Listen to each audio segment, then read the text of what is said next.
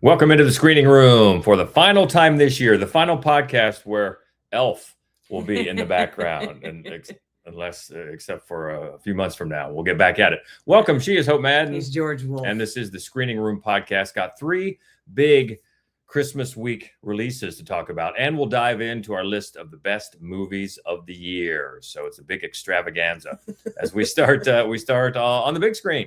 First up this week, Marty Mauser, a young man with a dream no one respects, goes to hell and back in pursuit of greatness in Marty Supreme. Yeah, a lot to talk about this one right now. Big awards contender for good reason. And this is the latest from co-writer and director Josh Safdie. If you saw Uncut Gems, you have a little bit of a feel for what's in store. Really, all of his films, and he's writing again with Ronald Braunstein, who's written all of his films, I think. So they definitely have a style. Yeah, it's chaos. It's I think chaos. is their style. I almost said controlled chaos, but when you watch it, it doesn't feel controlled. His movies make me so edgy. Like by the time and they're brilliant, they really are. I've loved every single one of Josh Safdie's movies, but at the end, I have like that sort of panic pain through my neck and back. Yeah, Uncut Gems, especially, at least for me, the thing about Uncut Gems was you always seemed to have a clicking clock, a ticking clock, yes. A clicking talk, a ticking clock in your head, like, oh, he's got to get the gem back by 5 or whatever. Yeah. This doesn't have that so much, but it still is chaos. And the story of Marty Mauser, the mouse, played by Timothée Chalamet, who's better than ever, and he's always good. So he's definitely an awards contender. And it's 1950s New York, and he is a ping pong table tennis phenom. And when we first meet him, he's working in a shoe store, and he's a born salesman. We see that from minute one. But he's only doing it, like everything else in this movie, it's a means to an end. He's only the manager, the owner of the store, a family member, wants him to take over the store and be manager. He wants no part of that. He's only working long enough to get money to take him to the next step to get to his next tournament for ping pong.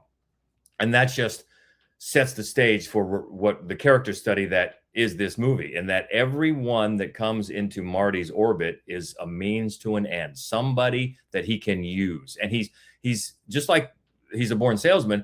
He's perfect at sizing people up instantly. What do I have to say to you to make you an asset to me? Right. What way is going to work on you? Am I going to be sweet? Am I going to be mean? Am I going to make up some story, which he's good at?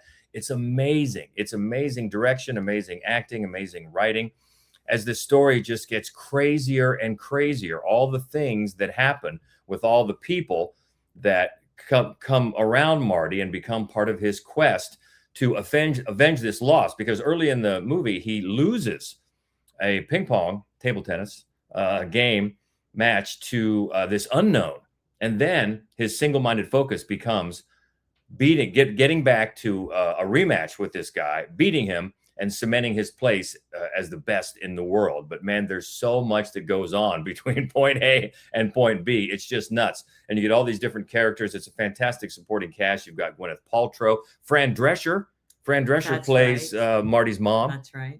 And you've got, as you always see a lot of times with Josh Safdie, some stunt casting. Yeah. He's got Kevin O'Leary, that guy from Shark Tank. He's got a pretty big part here as an ink pen tycoon with an actress wife played by Gwyneth Paltrow. And he uses both of them in different ways to further his dream. And maybe they use him a little bit too. And then, I forget her. Odessa A'zion. Yes. She plays a young married woman who gets involved with Marty. She's great. I mean, everybody. She's good in everything. We've loved her since the Hellraiser, since the exactly. retool of Hellraiser. Yeah. She's so good. Yeah, and it's great period detail, 1950s New York and then 1950s global as he goes to other countries for these tournaments. It's just amazing. It's one that you get caught up in, and I don't think it's quite as panic-inducing as Uncut Gems, but man, it gets there. You can't believe all these things that happen. There's a big side plot with a lost dog. How does that play into it? I'm not even going to go get into it, but it does, and it plays an important part in it. And the writing and the direction and the acting are all fantastic. Now, I just found out, I didn't know going into this. This is loosely based on a real guy named Marty Reisman. who was a ping pong table tennis champion back in 1950s New York, another Jewish American who was following this dream. And if you look at pictures, he looks a lot like Timothy Chalamet looks in this movie. And there was a book about him that this movie, I guess, is loosely based on. He was a type of a flamboyant personality like that.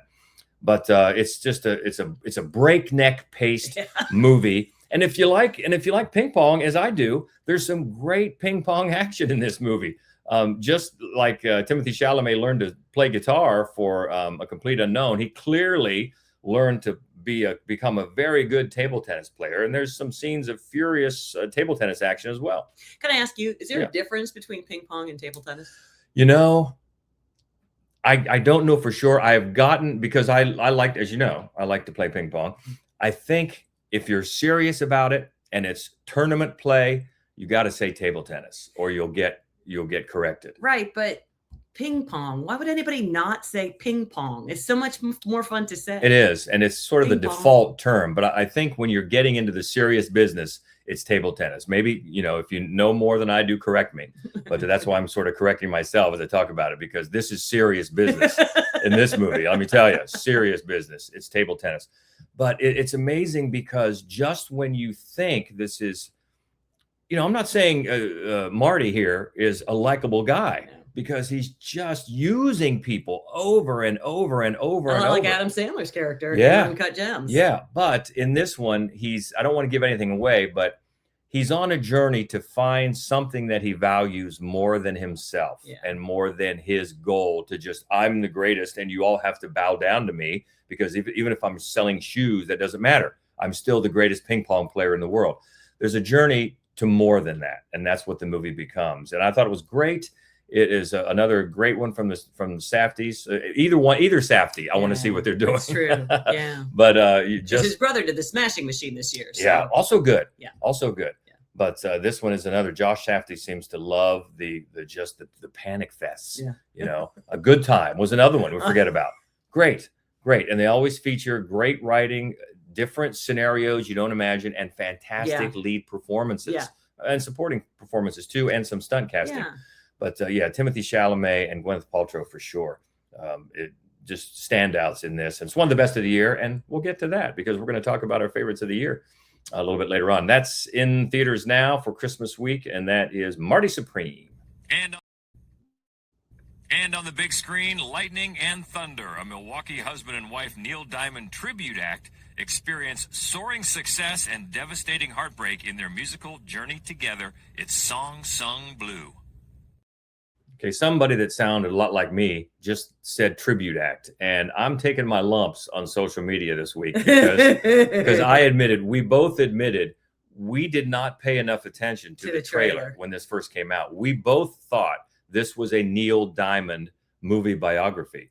And I'll be honest, I'm getting some support on TikTok because a lot of people are saying I did too. You look up, you see the ad, you see Hugh Jackman, Neil Diamond music, the title, Song Sung Blue. Okay.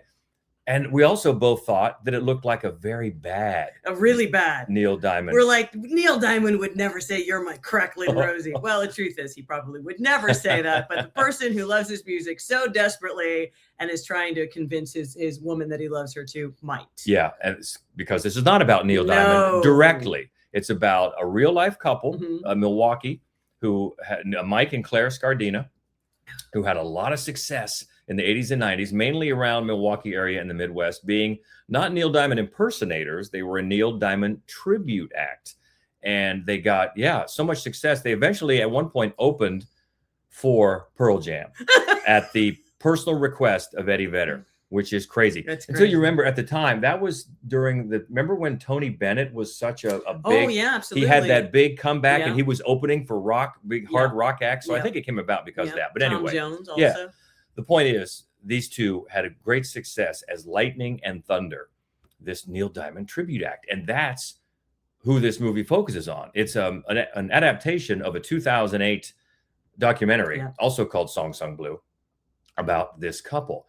And even though they had big success, tragedy struck, as it often does in true stories, causing some real doubt about their the continuation of their act. But it's not just about the act. It's about these two people who are played by Hugh Jackman and Kate Hudson, and they are great. They're delightful. Delightful, and they both do their own singing. You figure Hugh Jackman would, because we know he's a singer. I was not aware of Kate Hudson's talent as a singer. She has it. They're both do the singing. They're both great. And they meet on the nostalgia circuit where she's doing Patsy Cline. They're part of the show of different tributes. She's doing Patsy Cline. He's doing Neil Diamond.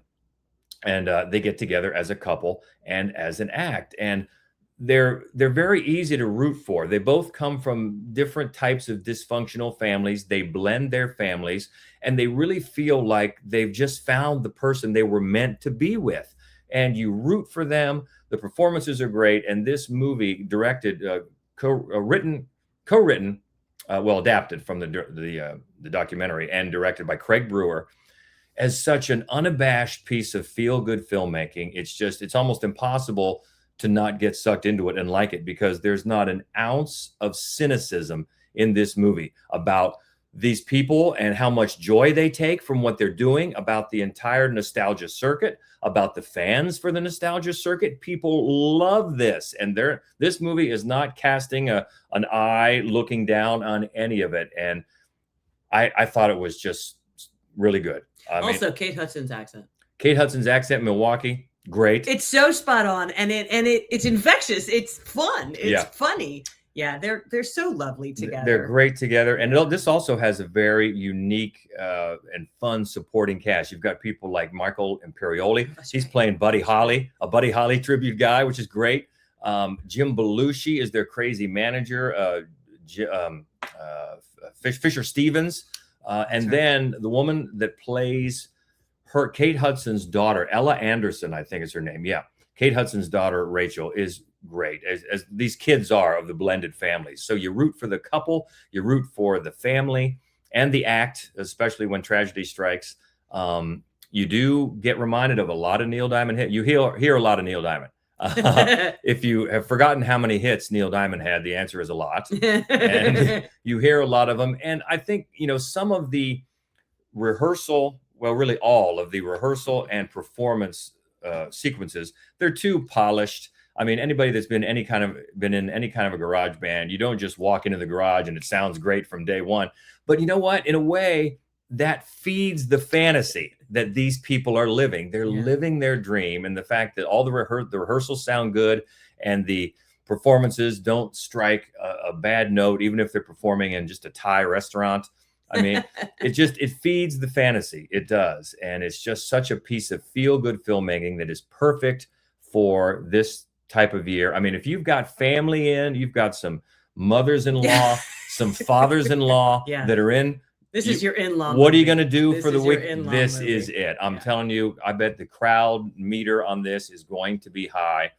And I think critically, it's well done because it knows what it is. Mm-hmm. Craig Brewer has been up and down. He did Black Snake, did Dolomite. Moan. He did Dolomite is my name, which was definitely his high one. Loved it. He did the Footloose remake. He did Coming to America. So there have been some the sequels. Hustle and Flow. Hustle and Flow. Yeah. So there's been ups and downs here, but this one is an up, and it's just a piece of one of those where, like, yes, we're feel good. We're a feel good movie. That's what we're doing. We know it. We're going all the way in. So you can have a line like "You're my crackling Rosie," and to have it not be as cheesy as it sounds. Very sweet. Yeah. So yes, I liked it. I think audiences are going to love it. It's perfect for the holiday season. And that is Song Sung Blue, not about Neil Diamond, about Neil Diamond tribute entertainers. And yeah, it's a good one. Next on the big screen, a group of friends are going through a midlife crisis. They decide to remake a favorite movie from their youth, but encounter unexpected events when they enter the jungle. Anaconda. Speaking of trailers, we were excited. We were excited. We saw this. We appreciate the cheese that is Anaconda. Oh, yeah. Ridiculous. Oh. I mean, John Voight, the wink. I mean, the accent. if you know, you know.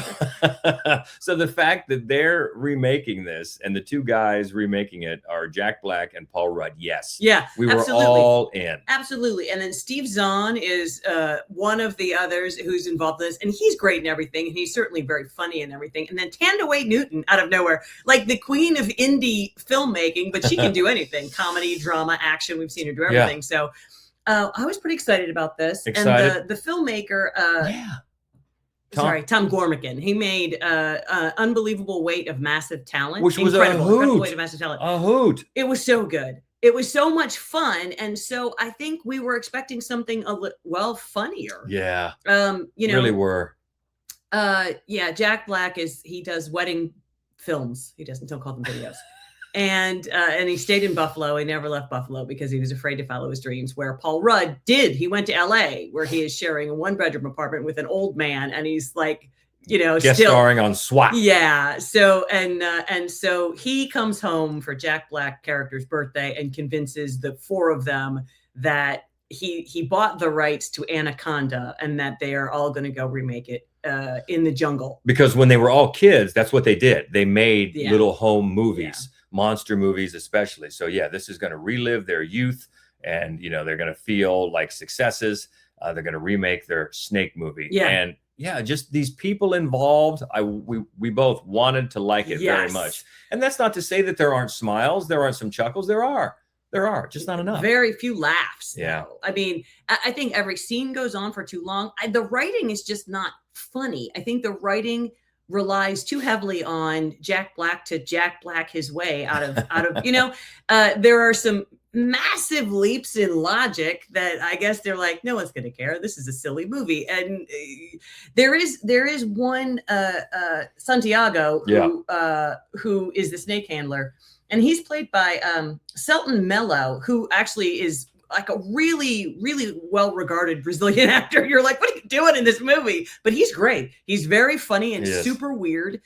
And of course, there's, you know, a subplot that there are thieves, you know, there's, you know, sort of international thievery happening. And there is, of course, a massive man-eater Anaconda out there in the woods, and then they get passed by a ship with people who honestly have the rights to remake on Anaconda. So then there are some fun cameos, but it just isn't funny. Yeah, you got this mysterious character, Anna, played by Daniela Melchior, who you don't know. Is she good? Is she trying to thwart these diamond smugglers, or is she part of it? What's going on? Who should we let have a gun? Right.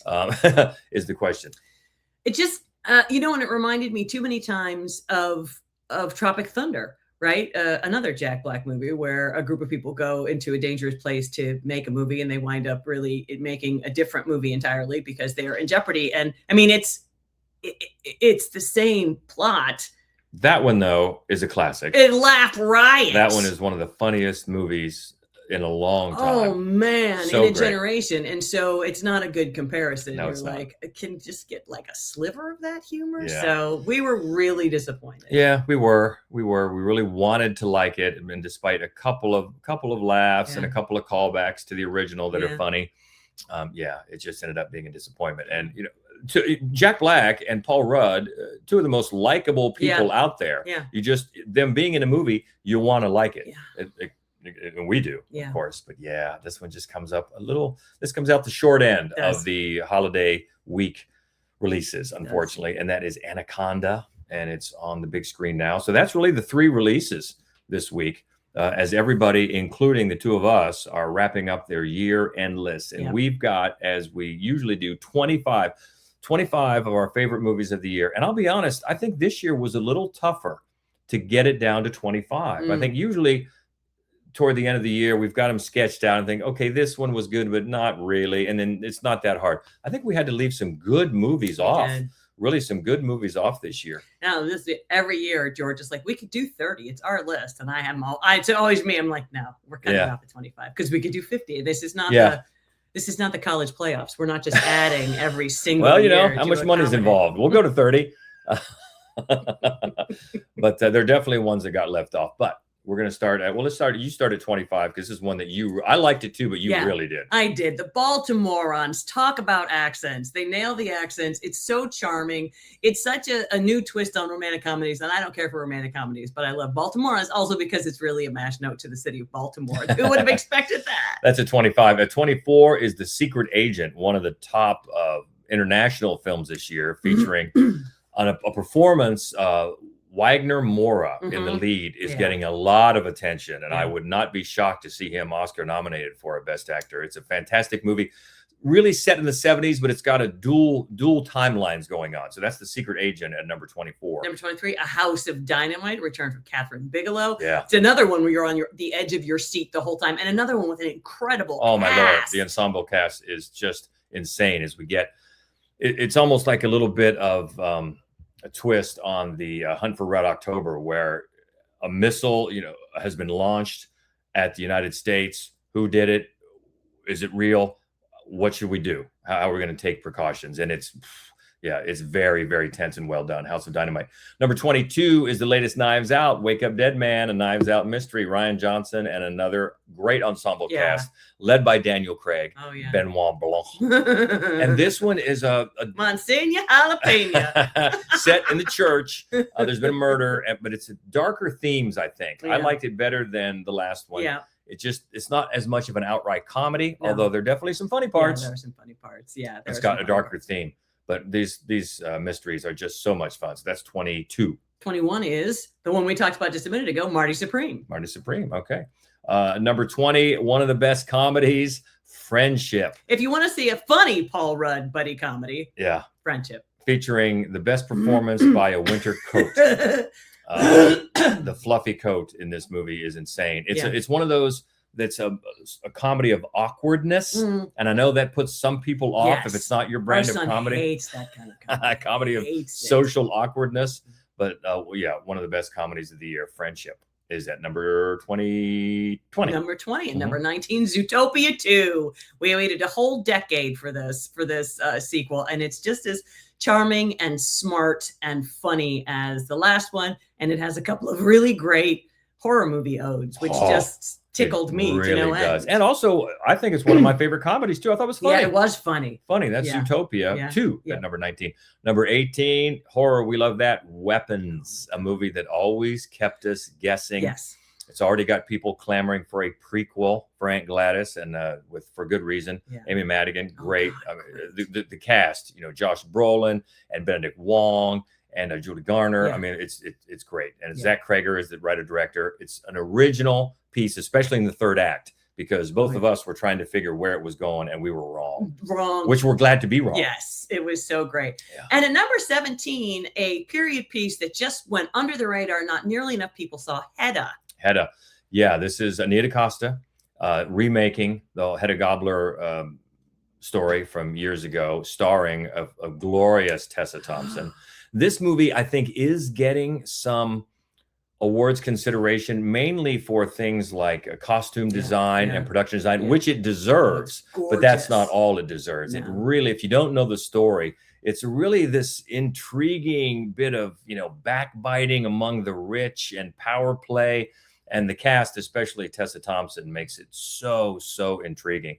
Yeah, it's really getting lost under the radar. I don't know if that's a combination of lack of marketing, and lack of a big rollout. But I think this is one of the most overlooked movies of the year. Number 17 is Hedda. Number 16 is Eddington, The Return of Ari Aster. This is a polarizing movie because, and it's set in right at the top of the COVID, right as lockdown is happening. This sort of small town is falling to pieces, and Joaquin Phoenix plays the town sheriff, and he just is like, why do we have to wear masks? Like, nothing is going to happen here in Eddington. And Pedro Pascal is the mayor, and he thinks quite the opposite. And what I loved about this movie, Ari Aster movies are very uncomfortable. He tries to make you uncomfortable, and he succeeds in this movie because he refuses to take a side, which I think is one of the reasons that people hated it. Because a lot of people hated it, but it's because what he's basically saying is, the worst people in the world are people who just find a way to find success, no matter to get their way, to like carve out a little bit of something for their own selves, no matter what the rest of the community is going through. And a lot of people said, the sheriff was right. Well, you aren't watching the same movie, because he really does horrible things. And then it turns into quite an action film in the third act, sort of out of nowhere. So it's fascinating. Eddington is number 16. Number 15, this is one from early in the year, and I think maybe people are forgetting that it came out this year, Black Bag. And this is, what a great cast. I mean, led by Cate Blanchett and Michael Fassbender. Yeah. I mean, you hear that, yes. Yeah, exactly. And it's it's a mystery, and it's an adult. This is a very adult type of film. They're a couple, Michael Fassbender and Cate Blanchett, and they're also spies. And so it's like, is one willing to forego the relationship for the job? What if they're asked to go behind the back of their spouse? So you got that going on. And there's these two other couples of spy couples that they're friends with, and who's working for whom and against whom.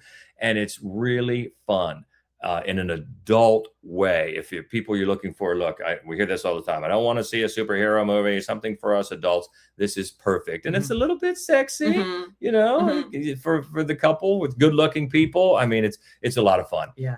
Black Bag is one that don't forget from this year. Yeah. That is number 15. Number 14 is The Ugly Stepsister. Loved it so much. Body horror, so be aware of that going in if that's not your bag.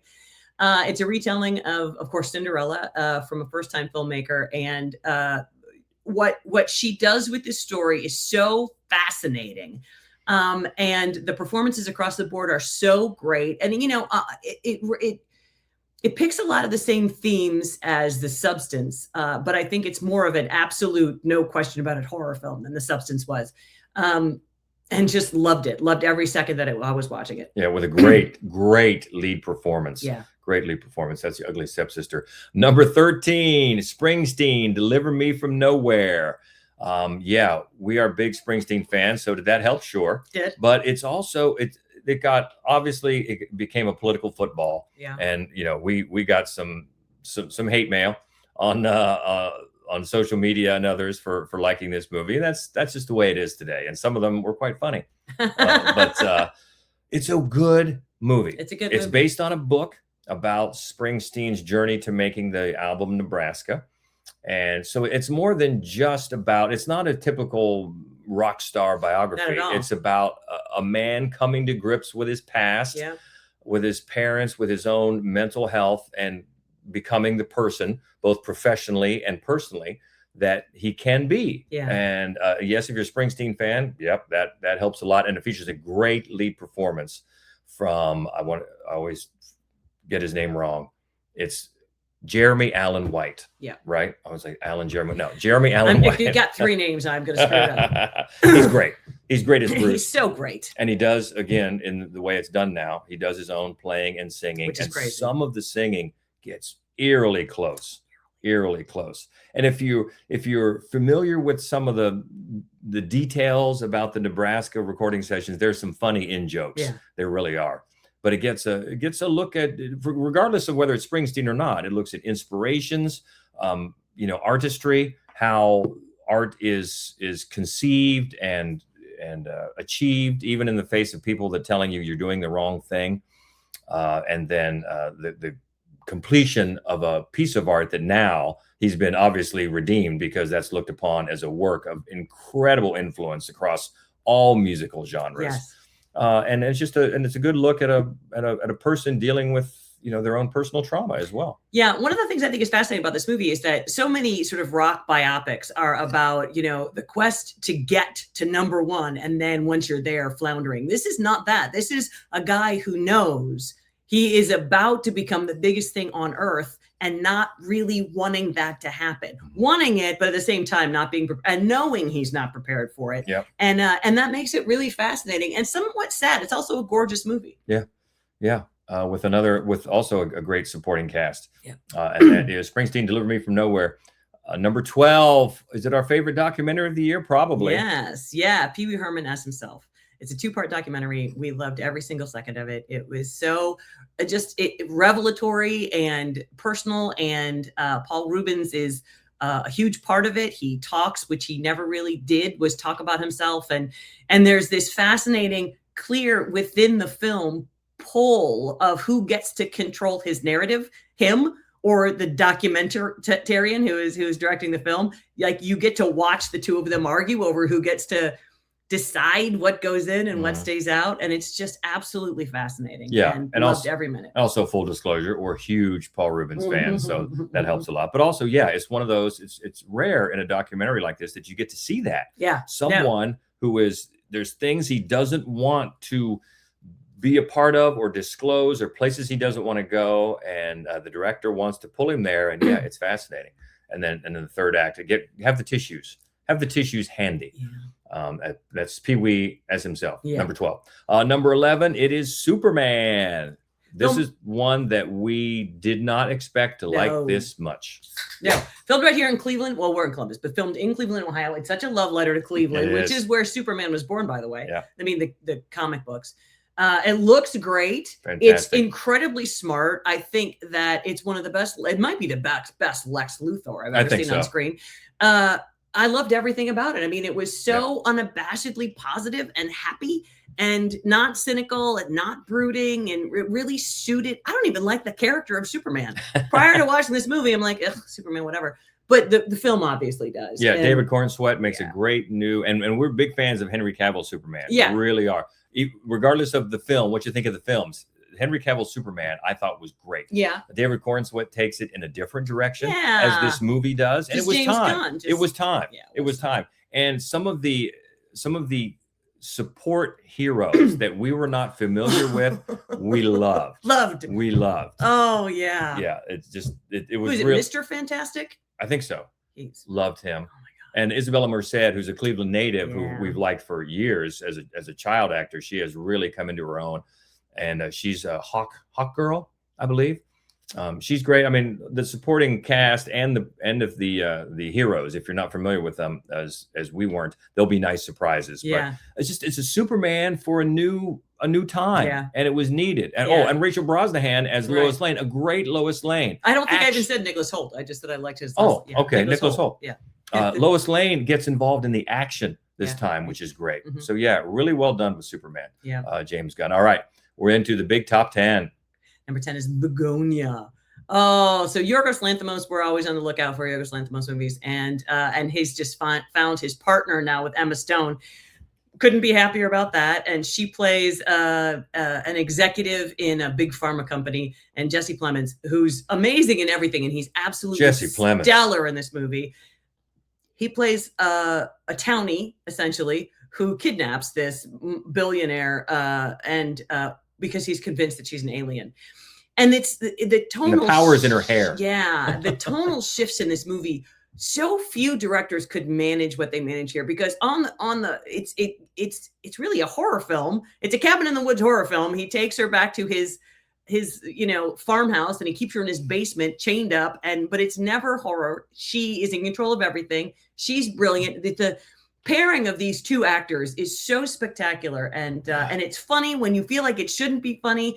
And the act 3 is just madness. I loved it. Yeah. I loved Begonia. Yeah, and Yorgos Lanthimos, always somebody that we want. What he's doing, yes, because we love almost, if not all, of his films. And that is number 10, Begonia. Number 9 is Hamilton. Yep, this is the big screen release of the documentary, the pro show mix that we saw on small screens during COVID.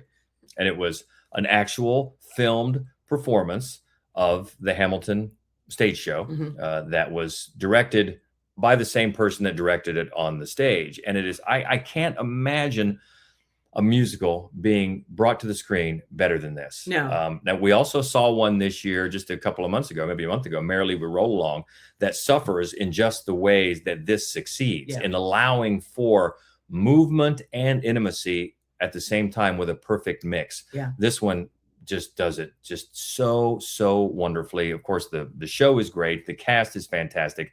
And the way that the camera moves with the breadth of the stage, so you still feel like you're watching a stage performance, but gives you those moments of intimacy where you see the sweat and the spittle.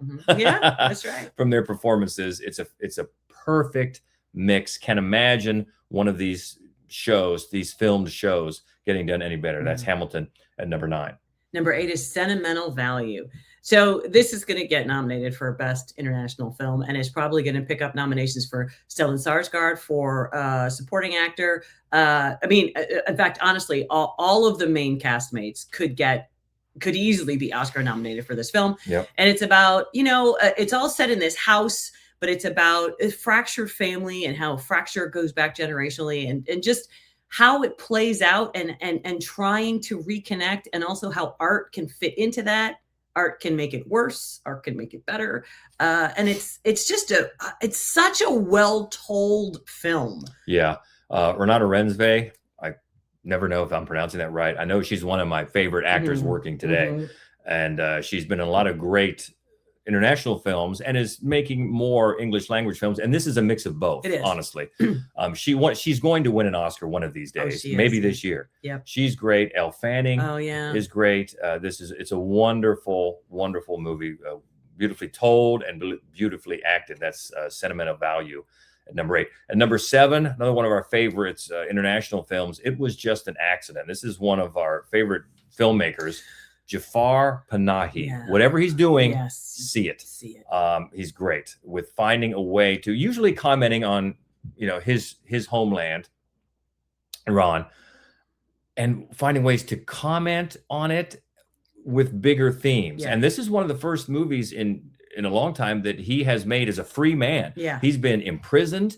He's been on the run. He's been filming in secret for many, many years. And this one he was filming out in the open. And it starts with just a small, as the title says, an accident where a car then has to be taken in for service. And at the service station, somebody thinks they recognize somebody else from their past, and then it just spirals. And it's amazing. It also features, as his movies do, some out of nowhere goofy humor. Yeah. And then, as his movies always do, a great final shot that you'll just be talking about and thinking about. That's what this guy does. Yeah. He's a master. Jafar Panahi, It Was Just an Accident at number 7. Number 6, another international film and another master, Park Chan-wook's No Other Choice. This is another one that was almost unnervingly funny. And it's about a man in the paper industry, and he loses his job. He's downsized. And then he doesn't want to adapt, and he doesn't want to do something else, and he doesn't want to learn new trades. He needs to be a manager, an executive in a paper company, which is a funny idea because probably not a lot of paper companies are hiring. So eventually he decides that, even if he were to apply, all these other executives would also apply for these very few jobs. So he concocts a plan to murder his competition, like everybody who might beat him if a job opening happens. And then, it's such a fascinating, it's very mysterious. The turns of event are very clever. It's gorgeously shot. All of the performances are wonderful. He's there, these complications with his wife and with his son. And it is strangely funny and also very dark and really clever. It is, as another one, everything Park Chan-wook does, you should see. So we're excited with everything that ever comes out. And this is another one of his best. And obviously one that is very timely. Yes. As a lot of people have to deal with that in today's times. At number 5, one of our favorite horror films. In fact, our second favorite horror film of the year. On our other podcast, Fright Club, we've counted down recently our favorite horror films of the year. This one was at number 2, another one of our favorite filmmakers. Boy, we keep saying that. Guillermo del Toro's Frankenstein. He always is a filmmaker that wears his heart on his sleeve. Yeah. He does that in this fantastic adaptation of the book. And in a lot of ways is more faithful right from the beginning, really, to Mary Shelley's original book than a lot of these adaptations. It's gorgeous. This is one, see on the big screen. If it comes around after nominations, I hope it does. Yeah. Don't miss the chance if you're going to see it, or maybe you've seen it already on Netflix, to see it on the big screen in all its gorgeous cinematography, set design. Everything is amazing. And of course, the performances led by Oscar Isaac and Jacob Elordi and Mia Goth are are great. Yeah. We loved it. A couple of, the side plot, there's a side plot that wasn't in the book about the uncle played by Christoph Waltz. Didn't love that as much as the rest of the movie, but it certainly didn't ruin it for us. No. And that was Frankenstein at number 5. Number 4 is Hamnet. Talk about needing your Kleenex. So this is a story. It's based on a novel about young William Shakespeare and the woman that he falls in love with, who is played by Jessie Buckley, who I think is bound for an Oscar for this performance. And they Paul Mescal is Shakespeare, and he'll likely get a nomination, I would think. Chloe Zhao made this movie. I think she'll get nominated for the direction, for the writing. I think the cinematographer is going to get nominated. I mean, it's gorgeous, it's glorious, and it tells that it fictionalizes but tells a true story. Their son Hamnet died tragically, and it's in working through the grief. Shakespeare writes Hamlet.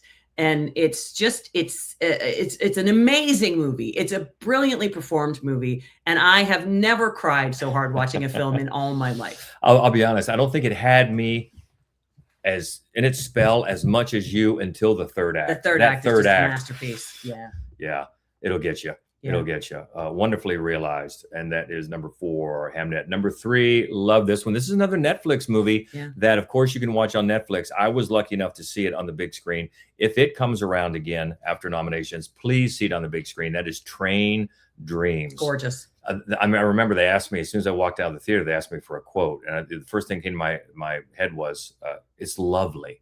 It's just a lovely, lovely film about humans and the human condition and what makes up a life and all the little moments and people that maybe don't get remembered outside your circle, but make huge impressions on you and you on them. It's led by Joel Edgerton, who continues to be one of the most underappreciated, under the radar, great actors working today. And the filmmaker is Clint Bentley, who did Sing Sing, another soul affirming work, as is this one. It's based on a novella, and it's basically about a man played by Edgerton, early part of the 20th century, who's a logger. He's a railroader. He's taking those types of jobs far away. He has to travel from his home for a long time to take a job, either in logging or he works on the railroad, something like that. Eventually, he meets a woman, and they settle down. They have a family, and she is played by Felicity Jones, and she's great. But then there's these other people. William H. Macy comes in as a smaller character, and people that make impressions on him and him on them, things that happen that he'll never forget the rest of his life, moments of heartbreak. It's just a lovely, lovely film, beautifully shot. Yeah. Big screen, please, if you get a chance to see it on the big screen.